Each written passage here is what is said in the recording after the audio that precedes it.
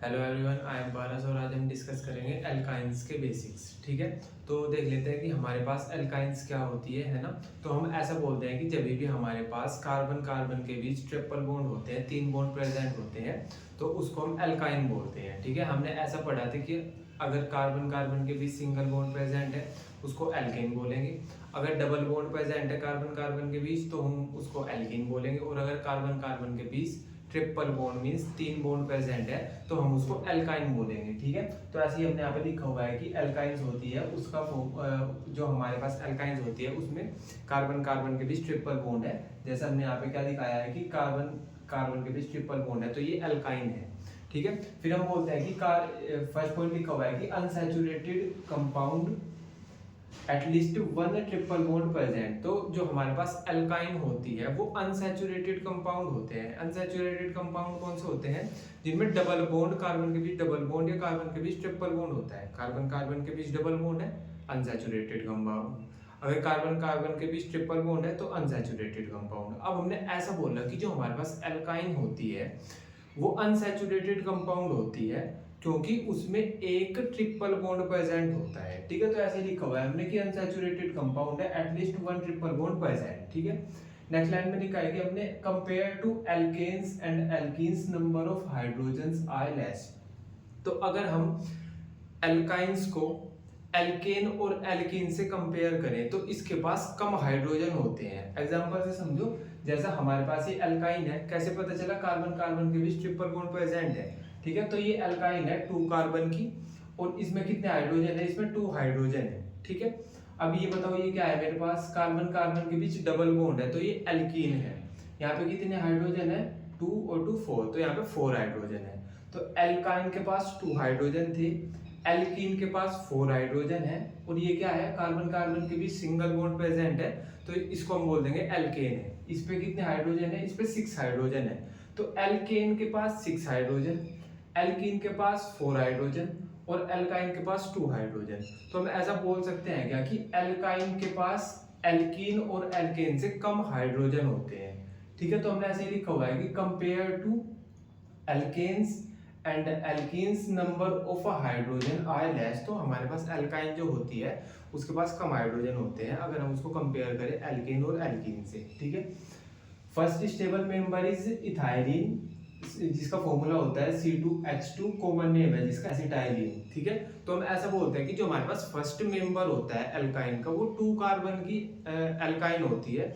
मतलब जब हम ऐसा बोल ही रहे हैं कि कार्बन कार्बन के बीच ट्रिपल बॉन्ड प्रेजेंट होने चाहिए तो ऐसा एक कार्बन की एल्काइन तो हो नहीं सकती भाई, दूसरा कार्बन तो चाहिए है ना। तो जो सबसे लोअरेस्ट एल्काइन होती है वो 2 कार्बन की होती है ना, जिसको हम इथाइलिन बोलते हैं और जिसका कॉमन नेम है एसिटाइलिन।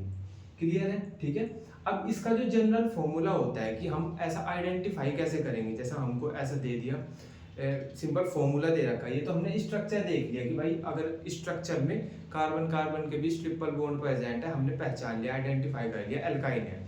लेकिन अगर हमको स्ट्रक्चर ना दिया है ना, जैसे यहाँ पे उन्होंने दे दिया C2H2 स्ट्रक्चर यानी सिंपल फॉर्मूला दे दिया, तो हम कैसे आइडेंटिफाई करेंगे? तो आइडेंटिफाई करने के लिए हमको ये फॉर्मूला याद रखना होता है। क्या है फॉर्मूला?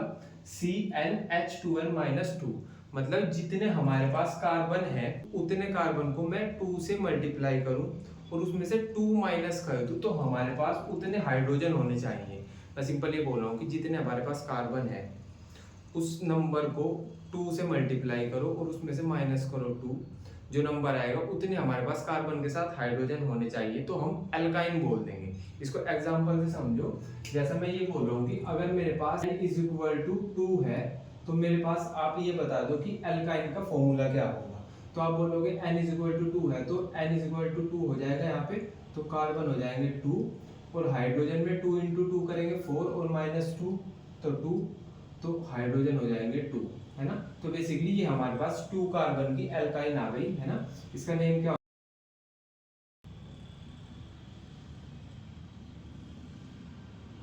ठीक है, अब अगर मैं बोलूं कि n इज इक्वल टू 3 है हमारे पास और आप एल्काइन का फॉर्मूला बता दो मेरे को क्या बनेगा या कितने कार्बन की एल्काइन बनेगी, तो आप बोलोगे n इज इक्वल टू 3 है तो n की जगह पे 3 रखेंगे, है ना। यहाँ पे भी n की जगह पे 3 रखेंगे तो 3 इंटू 2 6 माइनस 2 4, तो ये आ जाएगा C3H4। ये बेसिकली हमारे पास 3 कार्बन की एल्काइन आ गई है ना, जिसको हम बोल देते हैं। ठीक है, ऐसे ही अगर हम 4 रखें यहाँ पे n इज इक्वल टू 4 रखें तो C4 हो जाएगा है ना, 4 इंटू 2 8 और -2 6, तो H6 हो जाएगा है ना, और ये 4 कार्बन की एल्कीन आ जाएगी। ठीक है, तो बेसिकली आपको ये समझ आना चाहिए कि अगर हमको ऐसा सिंपल फॉर्मूला देखना है, सिंपल फॉर्मूला चेक करके हमको बताना है कि एल्काइन है या नहीं है, तो हमको ये एल्काइन का जनरल फॉर्मूला याद रखना पड़ेगा। क्लियर है क्या? ठीक है, अब नेक्स्ट पॉइंट देखते हैं कि हमारे पास जो हाइब्रिडाइजेशन होती है एल्काइंस की वो sp होती है ना भाई। हमने ऐसा देखा था कि हमको जिस भी कार्बन की हमको हाइब्रिडाइजेशन चाहिए, आप ये देख लो कि वो कितने एटम्स से अटैच है, उसने कितने एटम्स से बॉन्ड बना रखा है ना। जितने एटम्स से उसने बॉन्ड बना रखा होगा हम उनको देखेंगे। अगर उसने 2 से बना रखा होगा तो हम बोल देंगे sp हाइब्रिडाइजेशन है। अगर 3 से बना रखा होगा तो हम बोल देंगे sp2 हाइब्रिडाइजेशन है। अगर 4 से बना रखा होगा तो हम बोल देंगे sp3 हाइब्रिडाइजेशन है। तो अब हमको क्या देखना होता है कि जब भी हमारे पास एल्काइन होती है और एल्काइन में हम किसी एल्काइन जहाँ पे ट्रिपल बॉन्ड प्रेजेंट है ना, हम वहाँ पे हाइब्रिडाइजेशन चेक करते हैं कार्बन की, तो हमको देखने के लिए ये मिलता है कि वो कार्बन 2 कार्बन से अटैच होता है, इसलिए उसकी हाइब्रिडाइजेशन को हम sp बोल देते हैं। ठीक है, जैसा आप ये देखो, अगर हम एग्जांपल देखें इसका, जैसा मैं ये बोल रहा हूँ कि हमारे पास 2 कार्बन की एल्काइन है CH ट्रिपल बॉन्ड CH, और मेरे को एल्काइन है ये। ठीक है, मेरे को इस कार्बन की हाइब्रिडाइजेशन चेक करनी है, तो कैसे चेक करूंगा? मेरे को ये देखना पड़ेगा कि ये कितने एटम से अटैच है, इसने कितने एटम से बॉन्ड बना रखा है। तो एक तो इसने हाइड्रोजन से बॉन्ड बना रखा है और एक इस कार्बन ने इस वाले कार्बन से ट्रिपल बॉन्ड बना रखा है। तो ये वाला कार्बन 2 एटम्स से अटैच है, कार्बन से भी अटैच है, हाइड्रोजन से भी अटैच है, और जब 2 कार्बन से अटैच होती है तो उसकी हाइब्रिडाइजेशन होती है sp। अगर 3 से अटैच होता तो हम बोल देते sp2 हाइब्रिडाइजेशन है। अगर 4 से अटैच होता तो हम बोल देते sp3 हाइब्रिडाइजेशन है। ये सब हमने बहुत डिटेल में डिस्कस किया हुआ है। ठीक है, तो हम बेसिकली हमको ये समझ आ गया क्या कि जो हमारे पास हाइब्रिडाइजेशन होती है एल्काइंस में है ना कार्बन की, वो sp होती है। ठीक है, अभी नेक्स्ट वाला पॉइंट देख लेते हैं क्या है कि पाई बॉन्ड प्रेजेंट। तो जो हमारे पास एल्काइंस होती है उनमें पाई बॉन्ड प्रेजेंट होते हैं है ना। हम ऐसा बोलते हैं कि डबल बॉन्ड और ट्रिपल बॉन्ड को पाई बॉन्ड बोलते हैं। ठीक है, तो हमने बोला भी था कि एल्काइंस में ट्रिपल बॉन्ड होते हैं कार्बन कार्बन के बीच, तो हम ऐसा बोल सकते हैं कि एल्काइन में पाई बॉन्ड प्रेजेंट होते हैं है ना। अब पाई बॉन्ड का फॉर्मेशन कैसे होता है? तो हम ऐसा बोलते हैं कि जब भी हमारे पास 2p ऑर्बिटल, एक p ऑर्बिटल ये है, एक p ऑर्बिटल ये है, ये साइड वाइज ओवरलैप करते हैं तो हमारे पास पाई बॉन्ड का फॉर्मेशन होता है। अब जो हमारे पास p ऑर्बिटल है उनमें होता क्या है कि इलेक्ट्रॉन ऊपर की साइड होते हैं, नीचे की साइड होते हैं। इलेक्ट्रॉन ऊपर की साइड है, इलेक्ट्रॉन नीचे की साइड है। तो जब ये ओवरलैप करेंगे और ओवरलैप करके पाई बॉन्ड का फॉर्मेशन करेंगे तो इलेक्ट्रॉन ये तो ऊपर की साइड में होंगे या नीचे की साइड में होंगे। ठीक है, तो होता क्या है कि हमारे पास जब पाई बॉन्ड का फॉर्मेशन होता है तो पाई बॉन्ड में जो इलेक्ट्रॉन्स होते हैं ये तो ऊपर की साइड या नीचे की साइड, तो वो बहुत क्लियरली विजिबल होते हैं।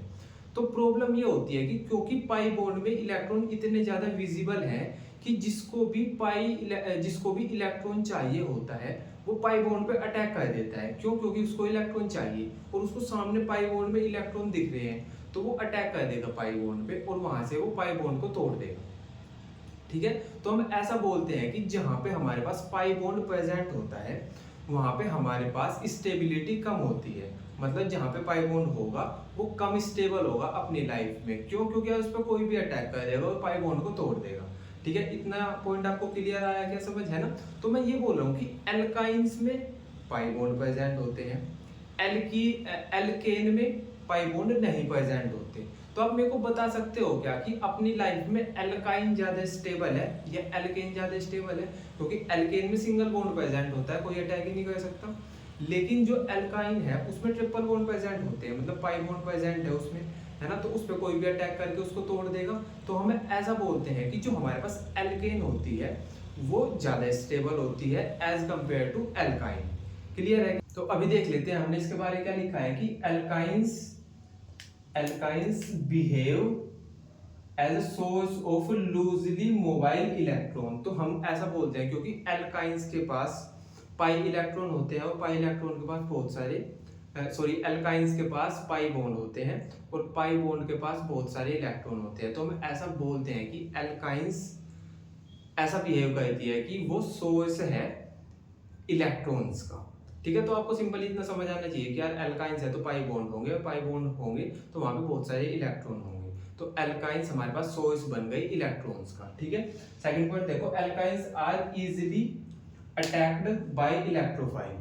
अब ये क्या कहता है कि जो इलेक्ट्रोफाइल होता है वो एल्काइंस पे इजीली अटैक कर देता है। क्यों कर देता है? क्योंकि इलेक्ट्रोफाइल क्या होता है, इलेक्ट्रॉन, भाई इलेक्ट्रोफाइल वो होता है ना कि जिसको इलेक्ट्रॉन से प्यार होता है ना, तो उसको इलेक्ट्रॉन चाहिए है ना, और उसको सामने पाई बॉन्ड दिख रहा है और उसको पता है कि पाई बॉन्ड पे बहुत सारे इलेक्ट्रॉन होते हैं, तो वो क्या करेगा, इलेक्ट्रोफाइल आसानी से अटैक कर देगा एल्काइंस पे, है ना। तो हमने ऐसे ही बोला है कि जो एल्काइंस होती है are easily attacked by electrophile, तो इलेक्ट्रोफाइल इन पे इजीली अटैक कर देता है। ठीक है,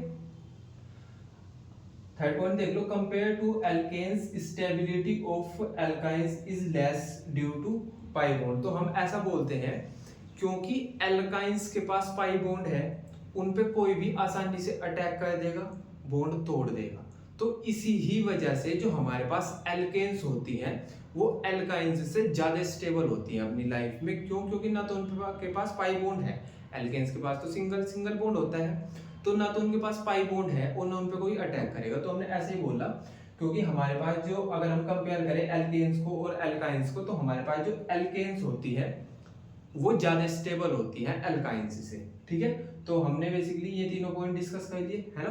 तो अभी हम ये देख लेते हैं कि जो हम नाम कैसे रखते हैं एल्काइंस का। ठीक है, हम नोमेनक्लेचर कैसे करते हैं एल्काइंस का। वैसे तो हमने आईयूपैक में सबके देखे थे, लेकिन अब एनसीईआरटी ने यहाँ पे भी बताया हुआ है तो हम थोड़ा सा बता देंगे जितना एनसीईआरटी ने बताया है। ठीक है, तो हम देख लेते हैं कि हमारे पास जो नोमेनक्लेचर होता है, बेसिकली हम नाम देते हैं किसी भी कंपाउंड को, है ना, तो एल्काइंस को कैसे देंगे वो देख लो। सबसे पहले क्या कहते हैं, हम लॉन्गेस्ट कार्बन की चेन आइडेंटिफाई करते हैं कि हमको लॉन्गेस्ट कार्बन की चेन देखनी होती है।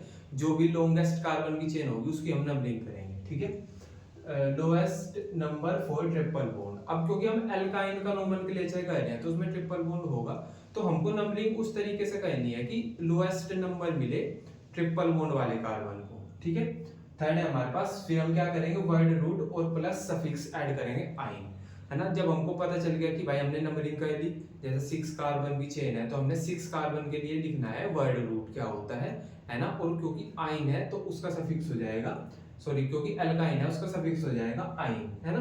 हमने वर्ड रूट यहाँ पे लिखा हुआ है कि अगर 1 कार्बन है तो उसका वर्ड रूट हो जाएगा मेथ, अगर 2 कार्बन है एथ, अगर 3 कार्बन है प्रोप, 4 कार्बन है ब्यूट, है ना। तो सिंपल हमको इनका नोमेनक्लेचर, ऐसे हम इनका नोमेनक्लेचर कर लेंगे, है ना। अभी आप एग्जांपल देखो, जैसा हमारे पास फर्स्ट ये है, हमारे पास एक एल्काइन है और हमको इसका नोमेनक्लेचर करना है, तो हम कैसे करेंगे, सबसे पहले हम लॉन्गेस्ट कार्बन की चेन देखेंगे, तो इसमें तो एक ही चेन दिख रही है हमको, है ना। ठीक है, अब हम इसकी नंबरिंग करेंगे और नंबरिंग हमको वैसे करनी है कि जहां पे जिस कार्बन पे ट्रिपल बॉन्ड हो उसको हम कम से कम नंबर दे सकें, है ना। तो अगर मैं इधर से करूंगा तो 1 2 3 4 5, इस वाले कार्बन को 4 नंबर मिलेगा। क्यों? क्योंकि भाई ये तो 4 ही मिलेगा अगर मैं इधर से काउंटिंग करूंगा, लेकिन अगर मैं इधर से काउंटिंग करूंगा 1 2 3 4 5, है ना, लोएस्ट नंबर मिला ट्रिपल बॉन्ड वाले कार्बन को। ठीक है, तो अब हमको पता चल गया कि हमारे पास 5 कार्बन है। 5 कार्बन के लिए वर्ड रूट क्या होता है, पेंट होता है ना। 5 कार्बन के लिए वर्ड रूट होता है पेंट, तो हम यहाँ पे लिख देंगे पेंट। ठीक है, अब हमको ये देखना है कि जो हमारे पास ट्रिपल बॉन्ड है, मतलब ट्रिपल बॉन्ड के लिए जो सफिक्स होता है वो होता है आइन, है ना। तो हमको इसके साथ लिख देना है आइन। ठीक है, तो पेंटाइन इसका नेम बन गया, है ना। हम ऐसा भी लिख सकते थे पेंट 1 आइन की 1 पे है ट्रिपल बॉन्ड, तो जनरली हम 1 वाला ऐसा नहीं लिखते, हम सिंपली लिख देते हैं पेंटाइन। ठीक है, अब अगर हम इसकी बात करें तो सिंपल नंबरिंग करो, है ना। नंबरिंग हम इधर से करेंगे 1 2 3 4 5, क्योंकि अगर हम इधर से करते तो ये 1 2 3 और 1 2, तो इस यहाँ पे 3 पे आता है ट्रिपल बॉन्ड, और अगर मैं इधर से कर रहा हूँ नंबरिंग तो ट्रिपल बॉन्ड आएगा 2 पे, है ना। तो सिंपल यहाँ पे भी 5 कार्बन है, तो 5 कार्बन के लिए वर्ड रूट हो जाएगा अगेन पेंट, है ना। और 2 पे है ट्रिपल बॉन्ड, और ट्रिपल बॉन्ड के लिए हम क्या सफिक्स यूज करते हैं आइन, तो हम ऐसा बोल देंगे 2 आइन। क्लियर है क्या? ठीक है। अब इसका देख लो, यहाँ पे हम नंबरिंग किधर से करेंगे, इधर से करेंगे, क्योंकि इधर से ही पास पड़ेगा ट्रिपल बॉन्ड। आप बोलोगे कि भैया इसमें साइड चेन है, तो हम जब हमारे पास साइड चेन होती है और ट्रिपल बॉन्ड होता है तो हम ट्रिपल बॉन्ड को प्रायोरिटी देते हैं, मतलब नंबरिंग उधर से करते हैं जिधर से हमारे पास ट्रिपल बॉन्ड पास पड़े, है ना। तो नंबरिंग करेंगे 1 2 3 4, ठीक है। नेम लिखो इसका, पहले साइड चेन लिखेंगे हम 3 मिथाइल, ठीक है। अब कितने कार्बन की चेन है, 4 कार्बन की, और 4 कार्बन के लिए जो वर्ड रूट होता है वो होता है ब्यूट, है ना। तो हम लिख लेंगे ब्यूट, है ना। और 1 पे है आइन, तो हम लिख देंगे 1 आइन, ठीक है। तो बेसिकली ये हमारे पास एल्काइन है, जो हम एल्काइन का नोमेनक्लेचर इस तरीके से कहते हैं, ठीक है। तो अभी देख लेते हैं हमारे पास कि जो हमारे पास एल्काइन है ना, उनके अंदर जो आइसोमेरिज्म होता है वो कौन से वाला आइसोमेरिज्म प्रेजेंट होता है ना। तो हम सिंपल ऐसा बोलते थे कि जब हमारे पास दो ऑर्गेनिक कंपाउंड्स का मॉलिक्यूलर फॉर्मूला सेम हो लेकिन स्ट्रक्चर डिफरेंट हो, तो हम उसको आइसोमेरिज्म बोल देते हैं, है ना। और इसको जब दोनों का मॉलिक्यूलर फॉर्मूला सेम हो और स्ट्रक्चर डिफरेंट हो तो हम उसको स्ट्रक्चरल आइसोमेरिज्म बोल देते हैं, ठीक है। तो हम ऐसा बोलते हैं कि जो हमारे पास 2 कार्बन की एल्काइन होती है ना, 2 कार्बन की एल्काइन का जो स्ट्रक्चर होता है वो ये होता है CH ट्रिपल बॉन्ड CH। अब मैं ये बोल दूं कि चाहे मैं इसको घुमा लूं, मैं चाहे किसी भी तरीके से, मैं इसका कोई सा और अरेंजमेंट नहीं कर सकता, इसका स्ट्रक्चर यही रहेगा जो 2 कार्बन की एल्काइन होती है। अब 3 कार्बन की एल्काइन होती है प्रोपाइन, ठीक है। अब 3 कार्बन की एल्काइन का भी यही रहेगा कि अब मैं क्या कर सकता हूँ, इसमें क्या चेंज कर सकता हूँ कि मैं इस ट्रिपल बॉन्ड को यहाँ पे कर दूँ और इस सिंगल बॉन्ड को यहाँ पे कर दूँ, लेकिन फिर भी ये सेम ही रहेगा। फिर मैं इधर से काउंटिंग ना करके इधर से काउंटिंग कर लूंगा, है ना। तो आपको ये समझ आना चाहिए कि जो 2 कार्बन की एल्काइन होती है और जो 3 कार्बन की एल्काइन होती है उनका एक ही स्ट्रक्चर पॉसिबल होता है, लेकिन जो 4 कार्बन की एल्काइन होती है उसके 2 स्ट्रक्चर पॉसिबल होते हैं। कैसे, जैसा हमने क्या किया, 4 कार्बन की एल्काइन है और फर्स्ट वाले कार्बन पे ट्रिपल बॉन्ड है, हमने क्या किया, इस ट्रिपल बॉन्ड को नेक्स्ट वाले कार्बन पे कर दिया और इस वाले को, सिंगल बॉन्ड को इस वाले पे कर दिया, तो हमको क्या देखने को मिला, हमको कुछ ऐसा स्ट्रक्चर देखने को मिला। अब मॉलिक्यूलर फॉर्मूला तो दोनों के सेम ही है भाई, 1 2 3 4, 4 कार्बन इसके पास है, 1 2 3 4, 4 कार्बन इसके पास है, जितने हाइड्रोजन इसके पास है उतने ही हाइड्रोजन इसके पास है। लेकिन डिफरेंस कहाँ पे आ गया कि यहाँ पे बॉन्ड इस वाले कार्बन और इस वाले कार्बन के बीच था और यहाँ पे इस वाले और इस वाले के बीच है। तो क्या हुआ कि हमारे पास मॉलिक्यूलर फॉर्मूला तो सेम है लेकिन स्ट्रक्चर डिफरेंट है, ठीक है। तो हम इसको स्ट्रक्चरल आइसोमेरिज्म बोल देंगे। याद आपको ये रखना है कि जो 2 कार्बन की एल्काइन होती है उसमें कोई आइसोमेरिज्म नहीं शो होता, 3 कार्बन की एल्काइन में भी कोई आइसोमेरिज्म नहीं शो होता, लेकिन जो 4 कार्बन की एल्काइन होती है ब्यूटाइन, उसमें आइसोमेरिज्म शो होता है, ठीक है। अब अगर मैं इसका नाम रखूं तो क्या रखा जाएगा भाई, 4 कार्बन है तो ब्यूट, है ना, और 1 पे है ट्रिपल बॉन्ड तो यहाँ पे हो जाएगा ब्यूट 1 आइन, और यहाँ पे 2 पे है ट्रिपल बॉन्ड तो इसका नेम हो जाएगा ब्यूट 2 आइन। क्लियर है क्या इतना, ठीक है। अब एक ही हमारे पास एनसीईआरटी में टेबल है कि इन्होंने बोला कि एल्काइंस के कॉमन नेम और आईयूपैक नेम लिखो, है ना। तो इन्होंने सिंपल फॉर्मूले दे दिए, है ना। सब फर्स्ट वाला है C2H2, तो इसका स्ट्रक्चर कुछ ऐसा बनेगा, 2 कार्बन की एल्काइन, 3 कार्बन की एल्काइन। अच्छा, इस ये वाला जो स्ट्रक्चर है ना, इसका जो कॉमन नेम होता है, मतलब जो 2 कार्बन की एल्काइन होती है उसका कॉमन नेम होता है एसिटाइलिन, ठीक है। और इसका आईयूपैक नेम लिख दोगे क्या भाई, 2 कार्बन है तो ईथ और सफिक्स आइन, तो इसका आपको आईयूपैक नेम हो जाएगा इथाइन। बेसिकली इतना तो मेरे को भी पता है कि आप आईयूपैक नेम तो लिख लोगे, पर आपको कॉमन नेम की वजह से मैं ये करा रहा हूँ, आपको ये कॉमन नेम याद होने चाहिए, ठीक है। अब आपको ये इसका C2H2 का कॉमन नेम पता चल गया, एसिटाइलिन, है ना, इसको याद रखना। अब देखो 3 कार्बन की एल्कीन दे दी, एल्काइन दे दी इन्होंने, इसका स्ट्रक्चर कुछ ऐसा होगा, ठीक है। इसका कॉमन नेम क्या होगा भाई, हमने पता है कि 2 कार्बन वाली का तो एसिटाइलिन बोल दिया हमने, है ना, एसिटाइलिन बोल दिया, इसको हम बोल देंगे मिथाइल एसिटाइलिन, है ना, इसको बोलते हैं मिथाइल एसिटाइलिन, है ना। और इसका जो हमारे पास आईयूपैक नेम है वो हो जाएगा प्रोपाइन, क्योंकि 3 कार्बन है तो प्रो और ट्रिपल बॉन्ड है आइन, ठीक है। अब 4 कार्बन दे दिए इन्होंने, 4 कार्बन की जो एल्काइन है उसका स्ट्रक्चर कुछ ऐसा होगा। 2 स्ट्रक्चर हो सकते हैं 4 कार्बन की, एक में तो मैंने क्या किया, डबल बॉन्ड को मैंने इस वाले कार्बन पे लगा दिया, मतलब अगर मैं काउंटिंग करूंगा इधर से तो 1 वाले कार्बन पे लगा दिया, और दूसरे में हमने क्या किया, 2 वाले कार्बन पे लगा दिया, है ना। तो दोनों C4H6 ही है, 2 स्ट्रक्चर है इसलिए हमने 2 बार लिखा, है ना। तो इसका कॉमन नेम क्या हो जाएगा, इथाइल एसिटाइलिन, और इसका कॉमन नेम क्या हो जाएगा, डाई मिथाइल एसिटाइलिन, है ना। और इसमें 2 मिथाइल है ना, एक मिथाइल ये हो गया, एक मिथाइल ये हो गया, डाई मिथाइल एसिटाइलिन। और ये होता है इथाइल, इथाइल एसिटाइलिन, ठीक है। तो आपको ये कॉमन नेम, ऐसा वैसा कॉमन नेम का कोई इतना बड़ा सेंस नहीं होता है ना, ऐसे ही दे देते हैं। जैसे हम घर पे किसी को भी, है ना, बच्चे होते हैं कुछ भी, उसको कॉमन नेम दे दिया हमने, तो उसका कोई सेंस तो नहीं यूज करते कि हाँ। तो वैसे ही होता है कि कॉमन नेम का इतना कोई ऐसा रूल नहीं होता है कि हाँ हमको ये रूल फॉलो करने होते हैं, कॉमन नेम को याद ही रखना होता है हमको, ठीक है। अच्छा, आप इनका तो नेम लिख लोगे कि हमारे पास 4 कार्बन है, फर्स्ट पे आइन है तो ब्यूट 1 आइन, 4 कार्बन के लिए जो वर्ड रूट होता है ब्यूट, और 1 पे आइन। ऐसे ही इसका हो जाएगा, 4 कार्बन है तो ब्यूट, पर 2 पे है ट्रिपल बॉन्ड तो ये हो जाएगा ब्यूट 2 आइन, ठीक है। क्लियर है क्या, है ना। तो अभी हमने क्या किया, एल्काइन के जो कुछ बेसिक्स होते हैं वो क्लियर कर लिए हमने, ठीक है।